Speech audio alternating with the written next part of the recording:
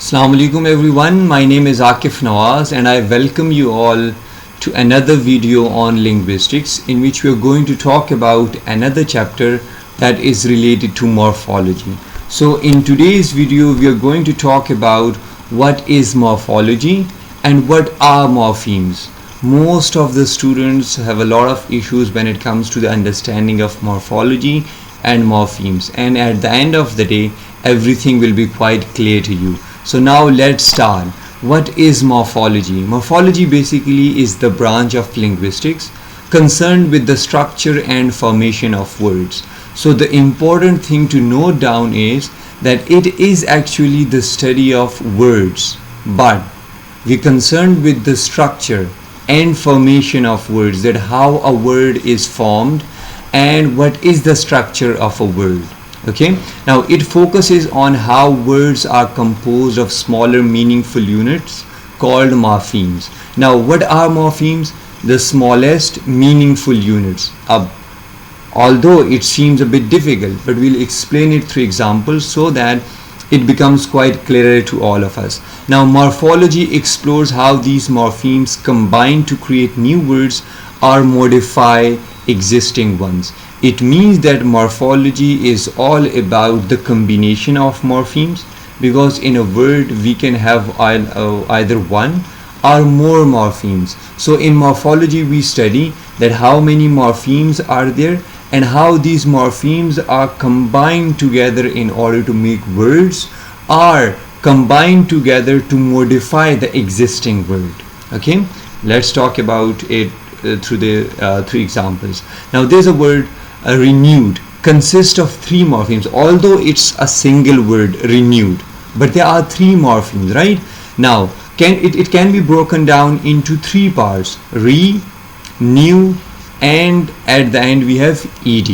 Now for example, if we talk about that, this is actually the study of morphology in which we categorize or we break down a word into different parts, into different morphemes. So that is what we call as morphology, in which we talk about the structure of a word, that how these structures combine together to form another word or modify the existing words. Now let's talk about morphemes in detail. I hope morphology is now clear to you, that it's the study of the structure and form of the words.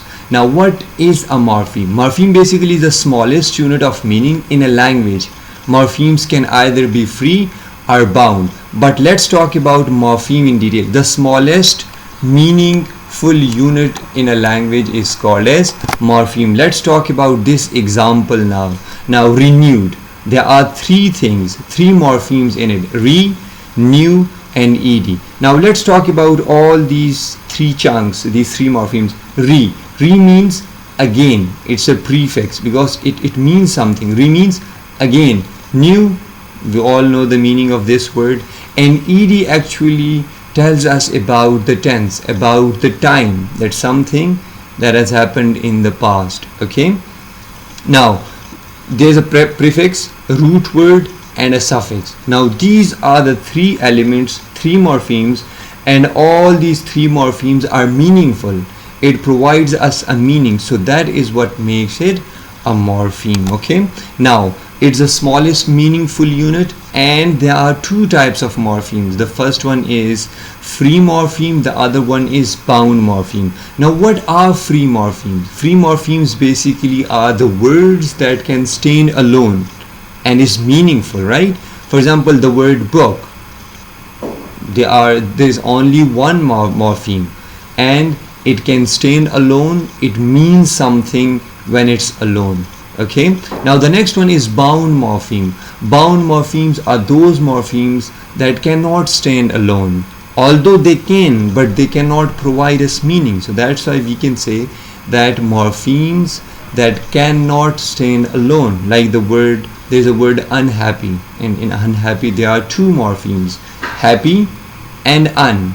Both when combined together become meaningful. Like happy is a kind of feelings and emotions when you're feeling good, and un is actually negating. So this is a kind of word that shows negation of the element happiness. So this un is actually a bound morpheme because it cannot stand on its own. It doesn't mean anything, rather it modifies the meaning of the term happy. So I hope you would have got the idea that morphemes are the smallest meaningful units, and its study is called as morphology. So this is all about morphology and morpheme. Now if you have learned something from this video, or if you like this video by any reason, so don't forget to subscribe and follow us. Take great care of yourself, and last one thing, if you have questions, do write that in the comment section so that we discuss it together. Thank you so much. Allah Hafiz.